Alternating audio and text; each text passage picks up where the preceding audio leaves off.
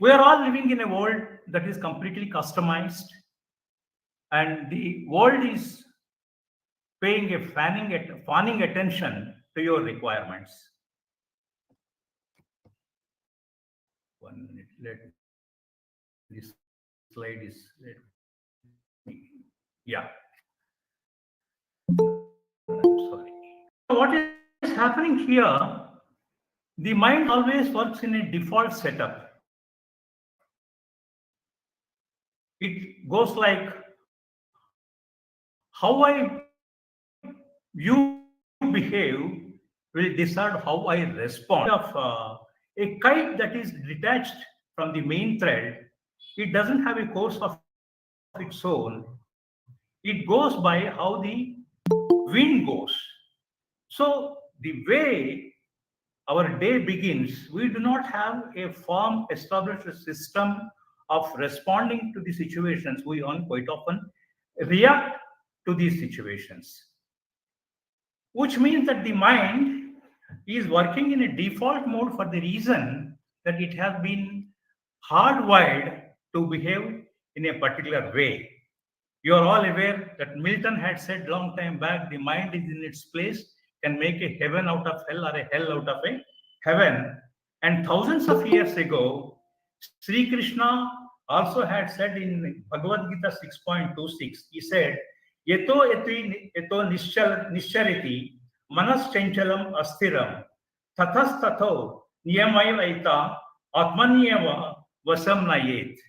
This means that basically the mind is wavering, it is unsteady, and if not brought to its heel, the mind can become your enemy. That is, the mind becomes your strategic adversary. This is one issue that we all need to be careful about it. This is what Aldous Huxley also has said. Experience is not what happens to a person, but it is what he does with what had happened to him. Now, see that, let us see how the mind goes on. As I said right now, your behavior decides how I respond. The mind is trying to be a reflector, it always gives back. You give in, give one, I give you two. So, in a meeting like this, if I see people walking away, I am trying to get hurt. I feel insulted. I feel angry. I feel irritated. And I hold all of you are responsible for the reason that you have insulted me, you have not cared for me, you have disrespected me. These are all the things that I keep saying that. And when I hold others responsible for my misery, all kinds of things happen. I keep giving a label saying that so you people are not disciplined, you have no respect, and this label goes on, goes on, goes on. It doesn't stop here. What it does is that it goes and asks for external validations. That I go and tell people, look, the people behaved like this in this meeting. I am feeling hurt. Am I not right in feeling hurt? Is it not normal? I am feeling hurt. And even if one person says that what you have done is right, then what happens, My falsehood becomes my unshakable belief. Here I do not need any external enemies because I have successfully destroyed myself. This is what happens to us in our day-to-day life. See, we are even controlled by the strangers also. See, we drive on the road, you find all kinds of drivers. All the methods of their driving completely differs. Somebody is extremely careful, somebody is carefully careless, somebody goes very slow, somebody goes very fast. The one that goes, we keep commenting that he is driving the vehicle like a bullock cart. If somebody drives very fast, we say that this fellow thinks that the road is his. So there was not a single day when we returned home without radiating curses to the people. The mind gets fully cluttered and suffer what had happened 10 years ago, and it suffer what is going to happen tomorrow. I become a victim of my own memory and imagination. It won't stop here. I keep telling people, I keep reminding myself at each point of time. And this is what I call keep resurrecting the zombies at every point time.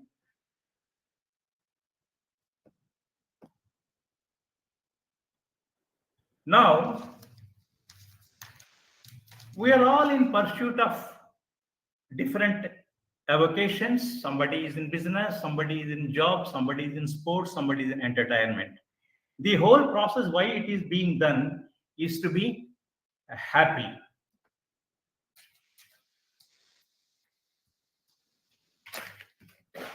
As I said earlier, that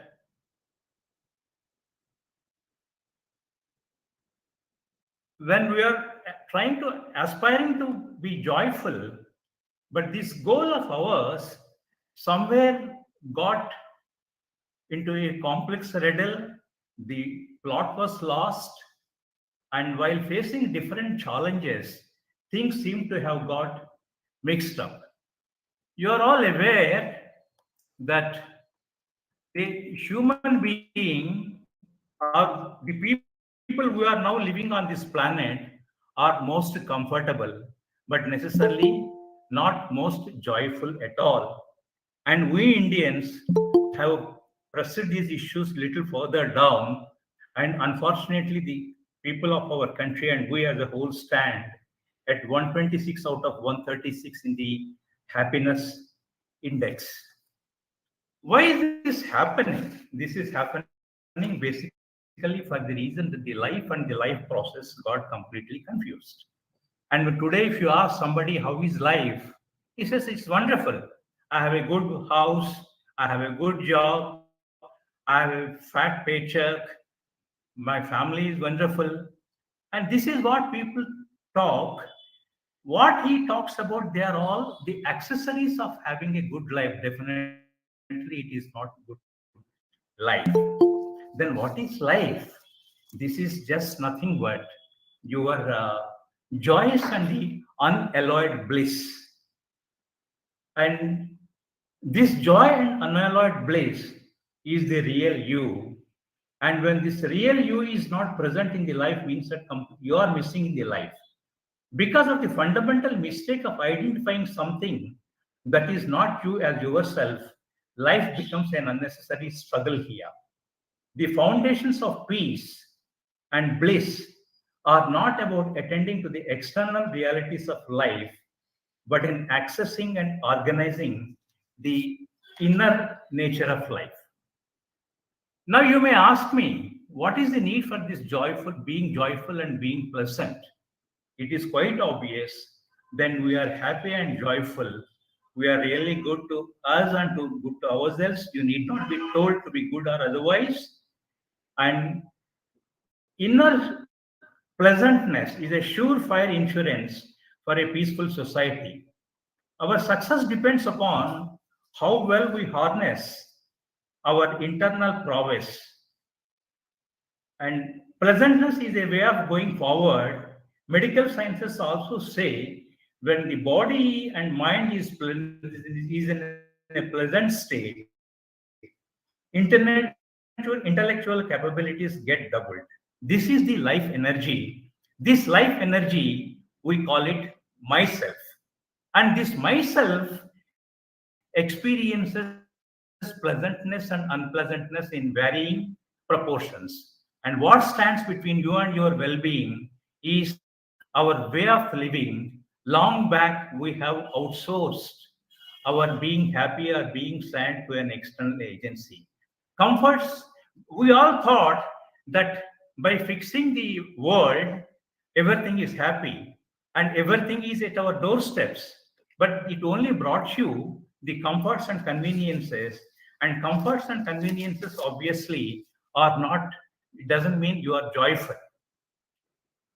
This is all for the reason, as I said earlier, that a confused understanding of the life.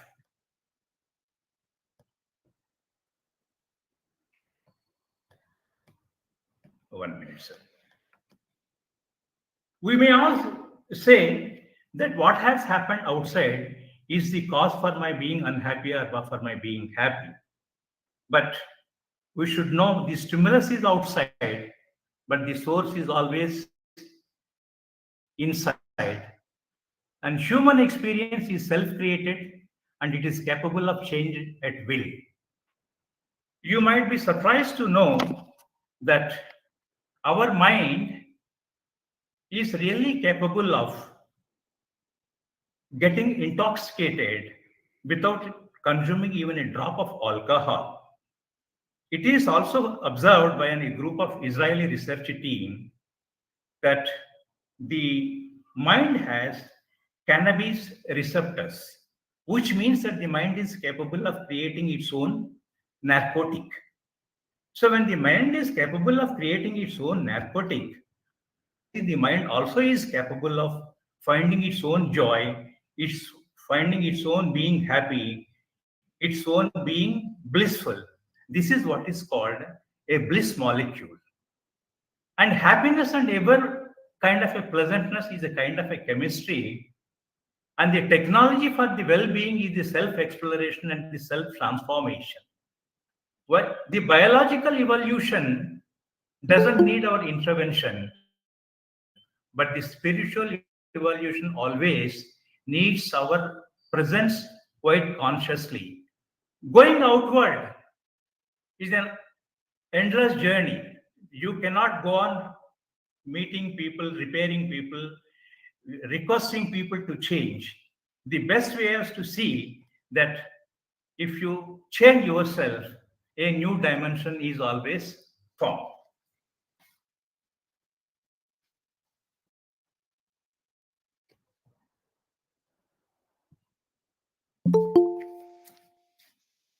The kind of experiences that are happening in the life is kind of like a kind of a puppet show.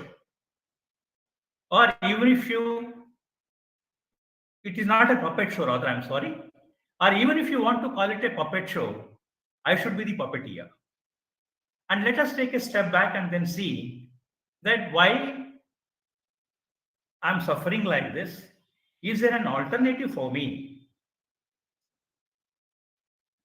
When you take a step back and then start looking at the things, definitely you will find a solution to it. If you start asking a question, can I be the owner of my thoughts? Yes, you can definitely be the owner of your thoughts. And let me share an example here. This is what has happened to me in my real life. I have a neighbor who keeps his shoe stand outside, and his footwear is thrown helter skelter all over. It is found everywhere except in the shoe rack. We tried many times, but things did not change. And when I open my door in the early hours, around 5 o'clock in the morning, the very first thing I see is the kind of their footwear being thrown all over. My day begins with a kind of restlessness, unhappiness, and radiating curses to the people and being unhappy with myself. And this was going on for a very, very long time, and things didn't work. One day, then I thought that why is this happening? Look, there is another way of looking. Right above the door, there is the portrait of Shirdi Sai Baba, my devotee. I am a devotee of Sai Baba. I never tried to look at that Sai Baba's photo in the morning and got his blessings. I preferred to look at this footwear and then start cursing myself, starting cursing himself. So when I thought that, and in the process, I started giving all kinds of labels to these people also. What kind of people are they? Are they not aware of how to live in a complex where there are so many people living and all that? But nothing changed. So then I realized that I cannot change these people. So when I can't change these people, why should I lead a life of a victim? When if I change my thoughts, then can my life change? Then I realize that change of my attitude changes the colors of my life. I realized that being happy is just one positive thought away. So with this realization, I started looking good things at those people. I started looking uh, at them in a different perspective. Maybe they would have come home very late. They are working in the IT sector. They must have got terribly tired, and they may not have any intention in throwing the footwear like this. But when I purposefully started looking at the footwear, I realized that there are dark patterns in my line of thinking. Instead of looking at the photo of Sai Baba, why was I looking at it? That was me. The dark patterns of my thinking got revealed when I realized that this is not the way of looking at the things. Then I got a lot of peace. Then I realized that power is not controlling people. Power is exercising the right choice, understanding the duality of control. The duality of control is what is within my power of influence and what eludes my grasp. When once I realized this, I really started feeling absolutely comfortable. So the issue here is that can I teach my mind that my thoughts and the situations are outside and are two different things? They're just only through the footwear outside. They may not have any intention. But when saw those things, I started behaving very awkwardly. I started, my mind started going in different ways. So here, my happiness, I made it a dependence on others' behavior. So I realize it is a trap, it is a slavery, and nothing short of it. Depend, can I be a transformer instead of a reflector? What I mean to say here is that it is like sitting on a chair full of dust. When once you sit on the chair which is full of dust, the dust no longer belongs to the chair. The dust is yours. So this is the realization. So everything is within me, and if I accept people the way they are, then life is quite blissful. And this is here I realize the importance of the preachings of Marcus Aurelius, the Stoic philosopher and the Roman emperor, who said that very little is needed to make you happy. It is within yourself, in your way of thinking.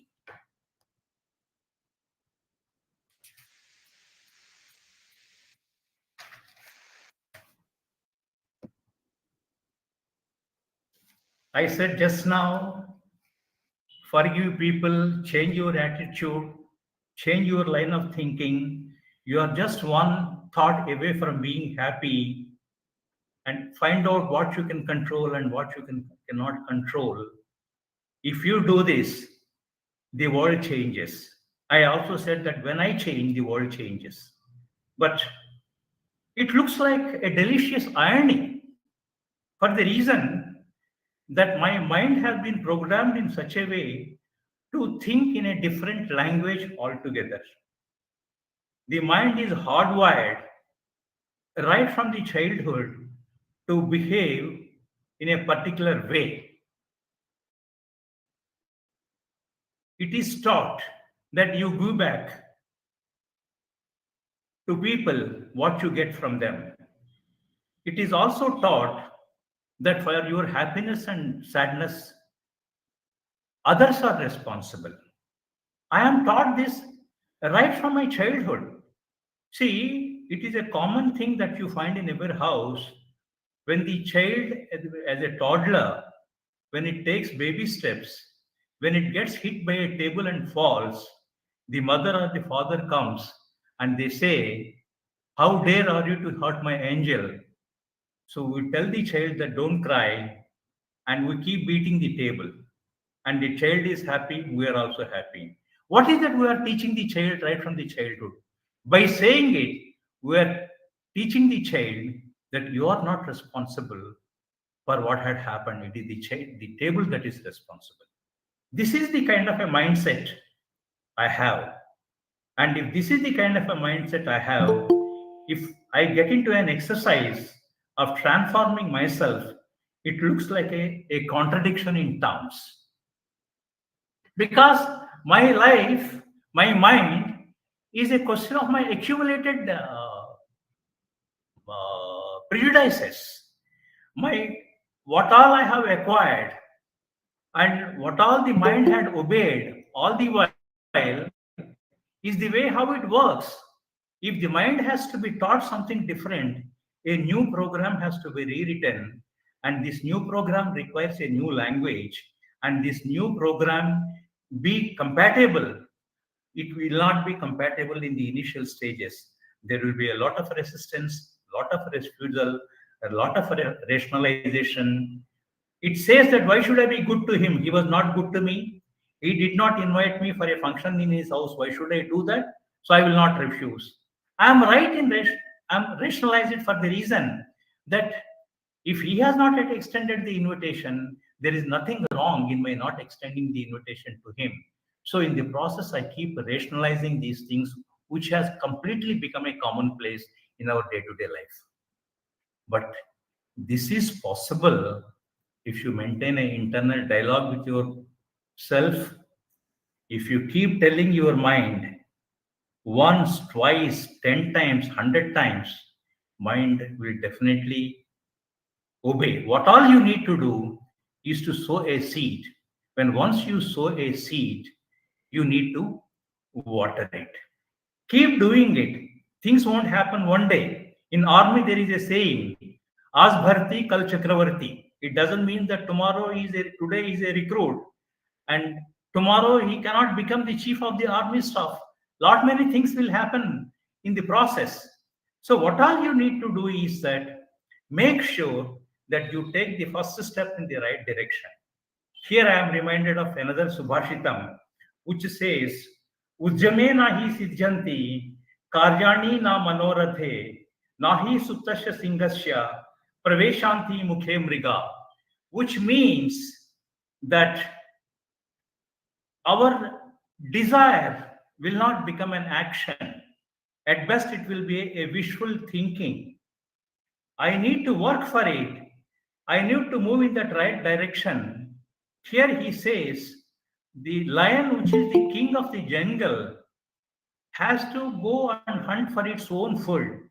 If it keeps his mouth open and expects a deer or any other animal to come and then get into his mouth, it doesn't happen. So, what we need to do is that go for a daily medication. In going for the daily medication, you go for a consistency, and when it needs to be consistent and it needs to be intense, keep on doing it, keep on doing it, keep on doing it.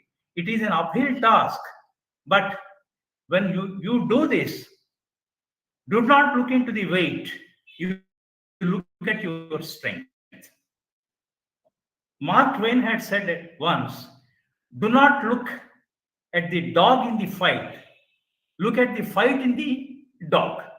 That is the intensity, the indefatigable energy that you need to display will realize in achieving your dream and making your mind to obey what kind of instructions you are going to give.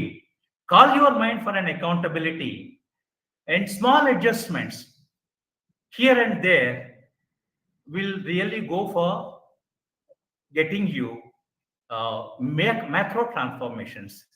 It is like today, somebody hurts you, it's a small curse word, and today you feel hurt if somebody doesn't offer you a chair, doesn't offer you a glass of water. Tomorrow it could be something much bigger. But if you change your attitude, if you say that that is not in my control, The weather, people's behavior, their line of thinking is not in my control. But my thoughts, my way of looking at things is in my control. Can I do my best with what is in my control? This shift in the perspective is completely liberative, and that gives me an independence. It makes me the owner of my thoughts, and that is where my freedom struggle ends. So true freedom is not being subdued to the will of others. This is again another statement of a Stoic philosopher, Epictetus. Of course, this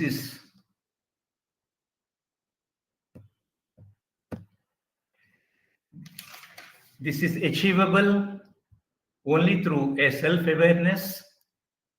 It's a roadmap. It's a long and tough journey. Need to know in Vedas, it means that self-awareness. Self-awareness, unfortunately, is not like going for a shopping, putting your shopping bags in the back seat of a car and then drive away.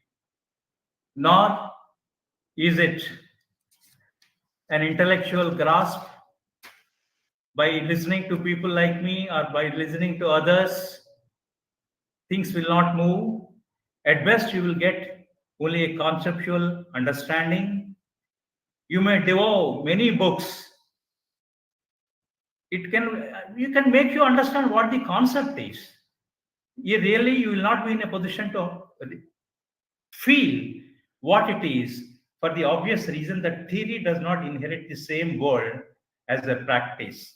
As I said earlier, it helps me in a mere conceptualization of the whole thing. The real action has to come from you. So self-awareness helps you to be in touch with your thoughts without being consumed by them and without being a victim. It is like of a mental mirror reflecting your spot. Your knowledge of yourself makes you less strained, and it enables you to see calmly, to watch what is going on inside. If life is a puzzle, self-awareness puts the pieces together. You gain power over your emotions and your understanding. It is like switching a light into the dark places of your emotional thoughts.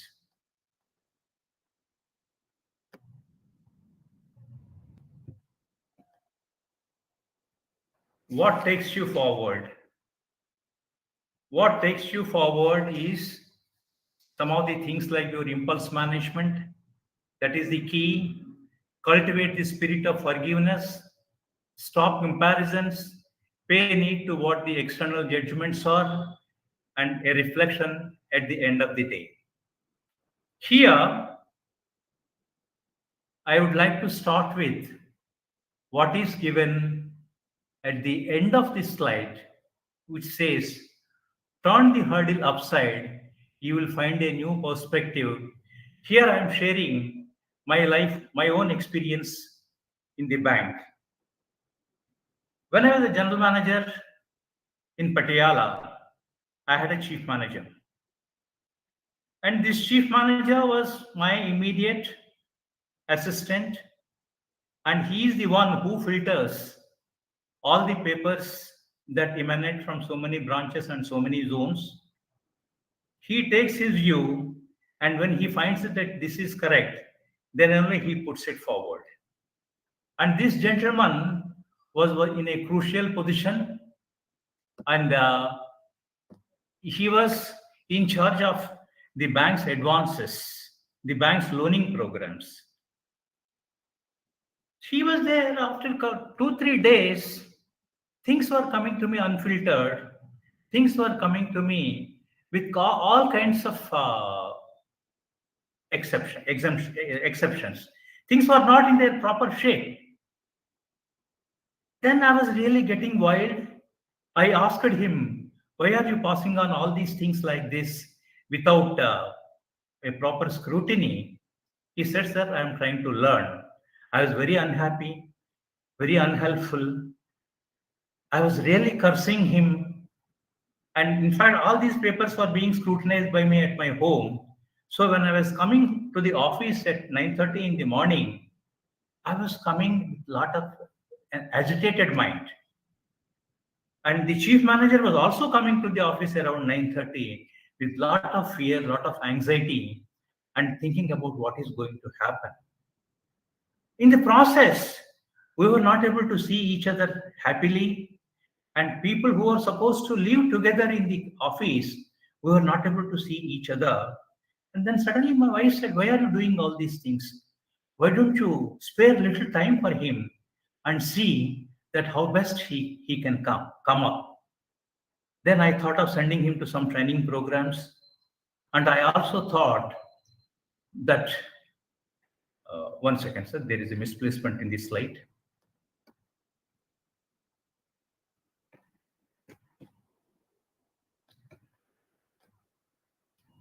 Yeah. Here, then I thought that it's better I expose him to a kind of a training program, and let me be little more patient when I deal with him. What I saw in him is a hurdle, his inability to pick up. I labeled him as a person of very low IQ, unable to understand the things, not suitable for the job. I even thought of changing him, but I didn't do it because I had already changed two chief managers by that time and all that. So suddenly I realized, thus his hurdle, can I look at the things at a different way? So can I develop my patience first? Then can I see that this man is taught with little more care, little more, ownership. So, okay, let me train this man.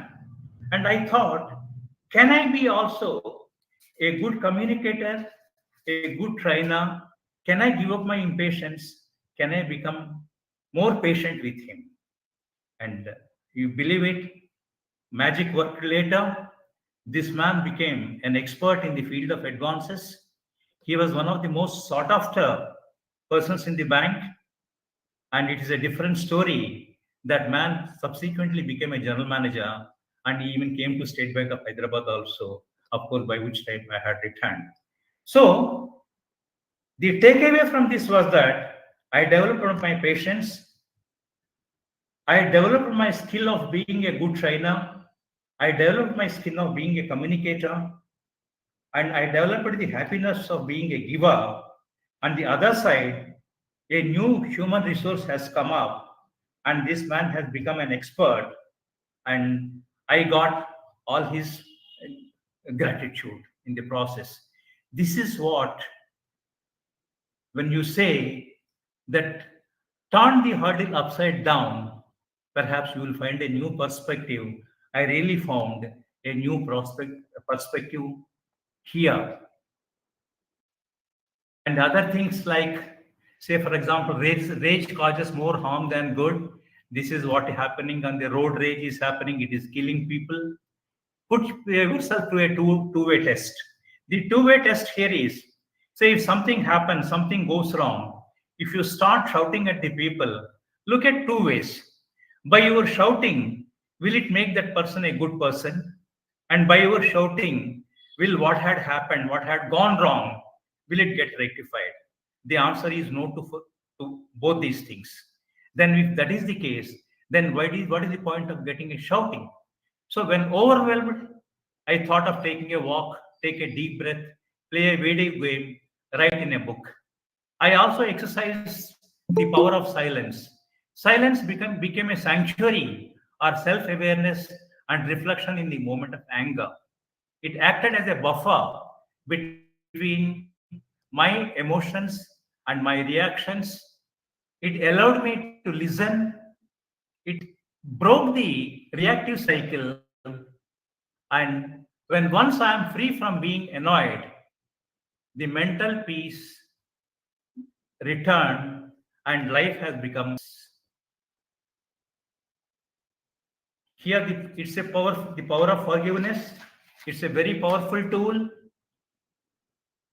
If you do not forget, the other alternative for you is to lead the life of a victim by holding the grudges. This is always what happens. Dealing with disrespect is really tough, but it is necessary for a fulfilling life. When you say I forgive, it does not mean the forgiveness doesn't mean the change of the past, but opens a new perspective for the new future. It is not forgetting and condoning. It is a conscious decision to let go to avoid being controlled by the negative emotions here.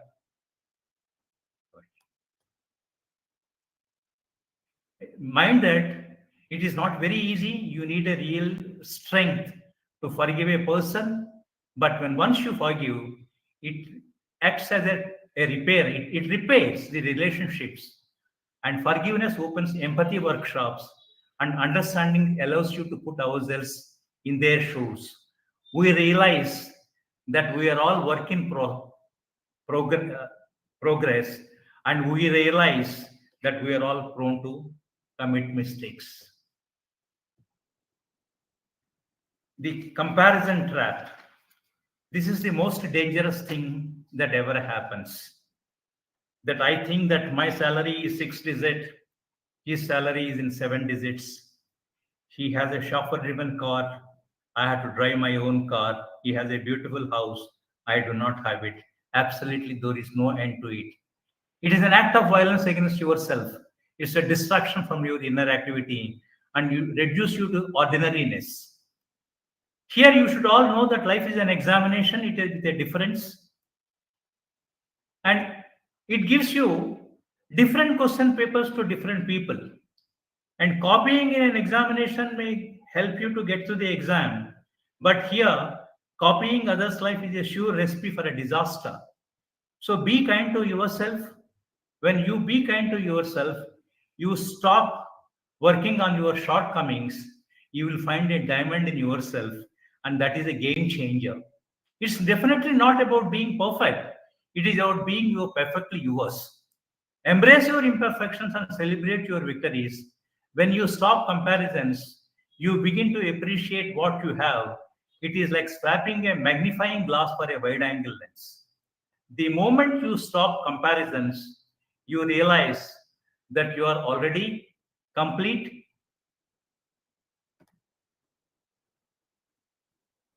Your confidence blossoms into a beautiful garden full of vigor and vibrance.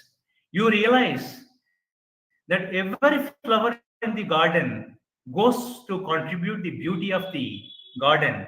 Similarly, every human being, by his or by her uniqueness, is capable of contributing to the beauty of this world. You are no longer a competitor, you become a contributor. When you are comfortable in your own skin, you will find a new strength, and you feel relaxed, and you feel confident, and you feel really happy about yourself. And one of the most important issues is that pay deaf ear to what others say. What happens in the day-to-day life here is when somebody pats you, you go gung-ho. When somebody criticizes you, you feel downtrodden. This is our genes, rather. Grieve on your beration and go bonkers on adulation. This is what happens. But you realize that you are the only one who can define your worth. People may say many things. What others say is a noise. What you say is the voice. There is a lot of, if you're concerned about what others are saying, you become extremely self-conscious and anxious. Self-doubt starts sprouting, and it is really tempting to get caught in what others are saying. But mind that it is a vortex. It is extremely difficult to get out of such kind of opinions and judgments. What others people look at you is a surface polish. They do not look at your inner worth. only the wealth at your status, at your wealth, and you can never be a people pleaser. Remember that. It is not about being perfect, it is about being perfectly yourself. And please realize that there is an old saying which says, Sabse bada rog, kya kahte hai log. Please realize this and then move ahead in the life. And the most important thing that helps you in your life is maintaining a journal. This journal is a true reflection of yourself. This journal is a true reflector of your mind. It is a holy place where you can start looking at yourself dispassionately without being judged. It will also help you that if you make a reference to your past, and it will help you to see whether you have grown or otherwise. It is like talking to yourself without being consumed by your thoughts and without being judged by them. And here, you need not be a skilled writer. It is enough if you are a honest storyteller. It is essential for you to call yourself to an account. Start your day with a kind of a reflection that how you are going to do this day, how you are going to behave this particular day, and end of the day, have an introspection and see that what you have decided and what has happened in the day is aligned with your values and with your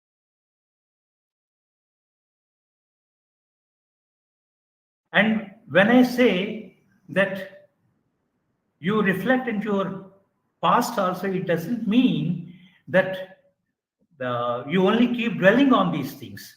It is a two-way street. You realize from your mistakes and make use of these mistakes and see that you do not commit these mistakes. That's why it is said life should be understood backwards and lived forwards.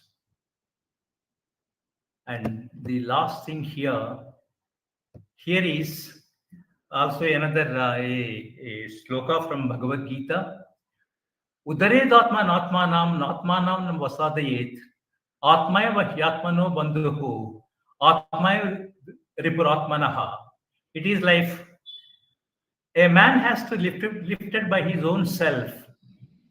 Nobody else can do it. He is his own friend and he is his own enemy here.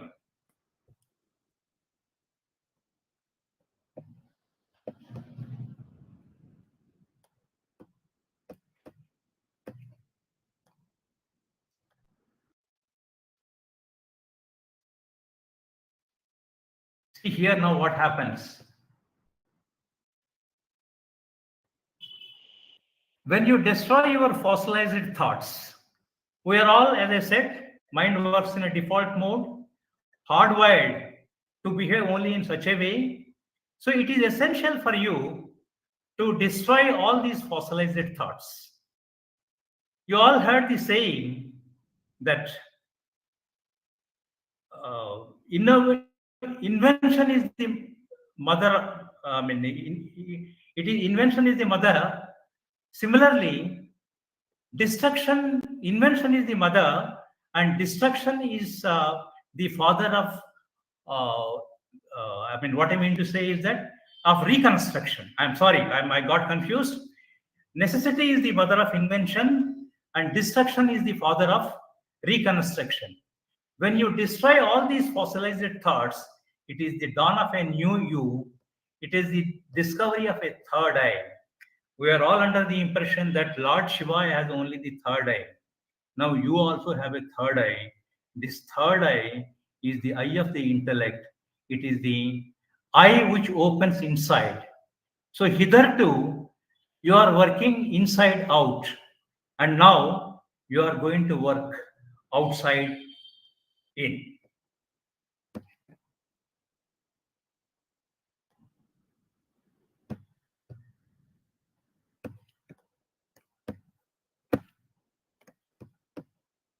One second, sir.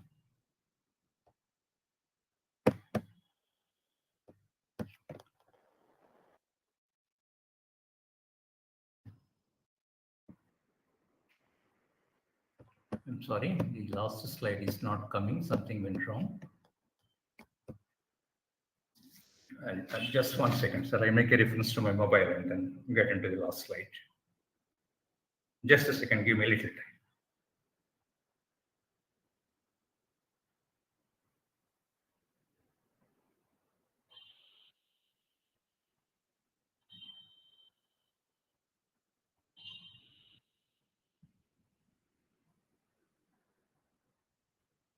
Yeah.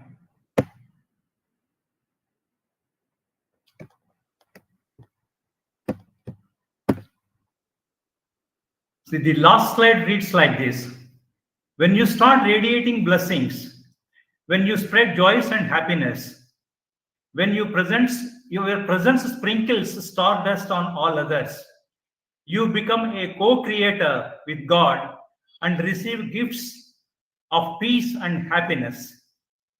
Now you are on your own, and I conclude saying that a saying of Maya Angelou, who said, life is not measured by the number of the breaths that we take, but the moments that take out breaths away, which says about the quality of life that we are leading. And with this,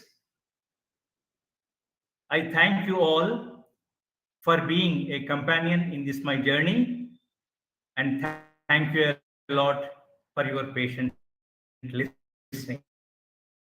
Thank you all.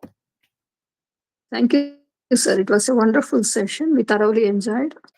What is self-realization? How do we come inside out? You beautifully mentioned with lot of Gita slokas. Yeah, friends, you can give positive comments about this program with sir. Okay. Subbarao-ji. Yes, sir. I expected a 5-star presentation from you. Sir. I didn't get a 5-star. What I got was a 10-star presentation. Okay. It is a very, that is a practical. Most of them are practical, not all of them. And I am reminded of 2 quotes. One from Elbert Hubbard. That is the one I internalized. That is, if you are afraid of criticism, do nothing, say nothing, and be nothing. So the char log kya kahenge. You are talking about that the rogue, that is a rogue. That is what afraid of that one. Don't say anything. If you say something, it will be criticized. You will find somebody criticizing. Whatever you do, it will be criticized. Then if you don't do all those things, you'll be nobody. So that one. So I am immune to criticisms. I simply don't care. So I speak openly. Then the second one, Oscar Wilde, because you have shown a lot of quotes from Maya Angelou and other people. So I thought of Mark Twain. Oscar Wilde. I'm not sure whether you are aware of this quotation. There is a, to get rid of all temptations, yield to it. The best way to resist temptation is to yield. That is what Duryodhana was doing. Even though the time frame, Oscar Wilde was not there in that time, but that is what Duryodhana, he could not resist the temptation. Adharma, he was fully aware of the fact that whatever he was doing was not ethical or not right, but he could not resist the temptation. Anyway, this talk was really good, and thank you for sharing wisdom. Thank you. Thank you, Doctor. Yeah, Indira. Thank you, sir. Good evening. It was a wonderful session, sir. Every moment was enjoyed. Each and every word was wonderful, sir. And the way you said the changing of perception, it definitely helps.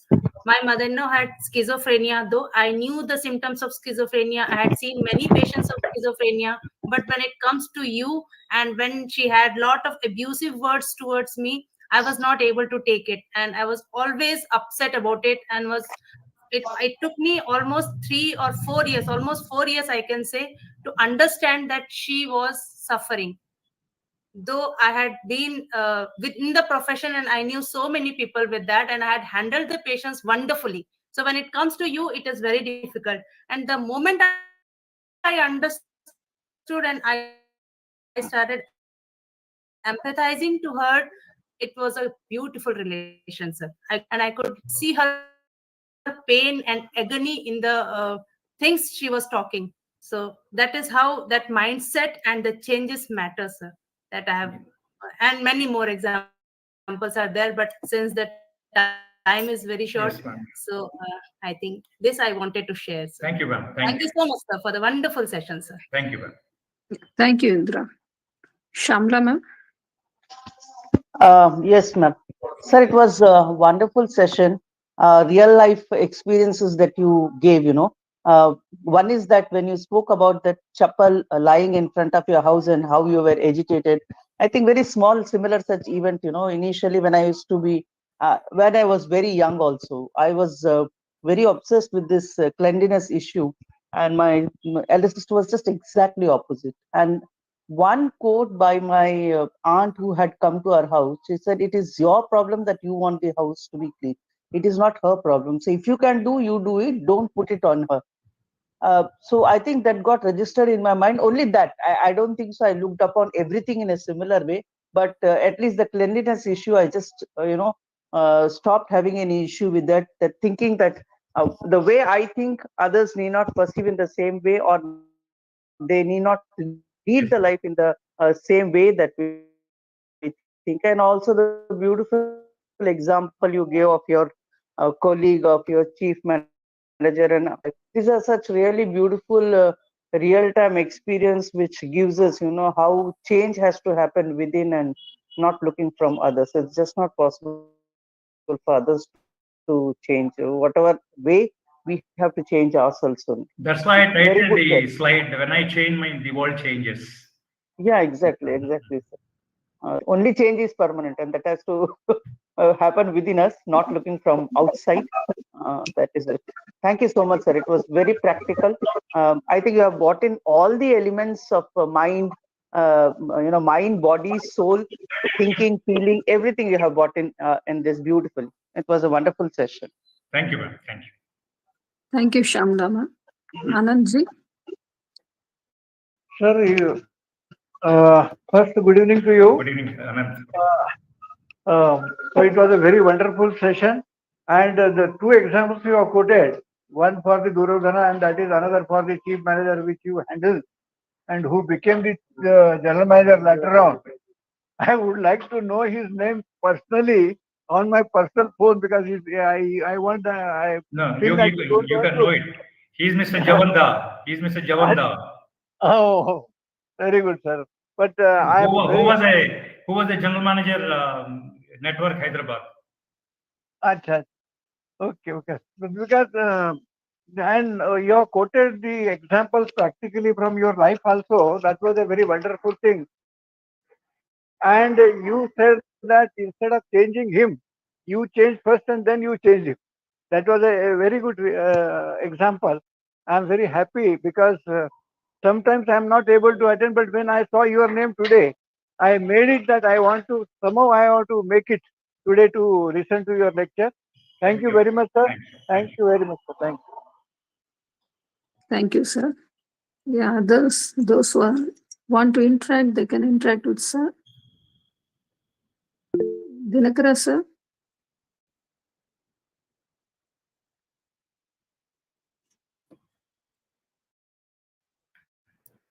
Friends, I am giving a talk tomorrow on cross-cultural communication at 7:30 p.m. to a forum in Singapore. And you are all welcome. I have shared that Zoom link. Cross-cultural communication. Okay. Friends, I would like to share something here. Subbarao and myself, we worked together. He was my colleague, he was my co-trainer, things like that. What I've seen him maybe 50 years back or 40 years back, and what I see him now is entirely different. Everything he said in his slides, in his talk, he implemented. And previously he used to have a very serious face. scowling face. Now I always see him as a very smiling and pleasant. A lot of pleasantness has come. And I know pretty well. I know only one incident.